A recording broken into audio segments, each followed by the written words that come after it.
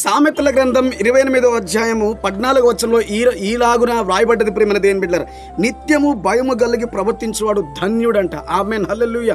సహాయం చేస్తే, ప్రార్థన చేస్తే, ఉపవాసాలు ఉంటే, మందిరానికి వెళ్తే, ఇలాంటి వెళ్ళటం ఇలాంటి పనులు చేస్తే ఏ రకంగా మనం ధన్యురాలుగా పిలువబడతామో, నిత్యము భయము కలిగి ప్రవర్తిస్తే ధన్యులమంట. ఆమేన్, హల్లెలూయా. చాలా మంది ప్రియమైన దేవుని బిడ్డలారా, మందిరానికి వచ్చినప్పుడే దేవుని యందు భయభక్తులు చూపిస్తున్నారు.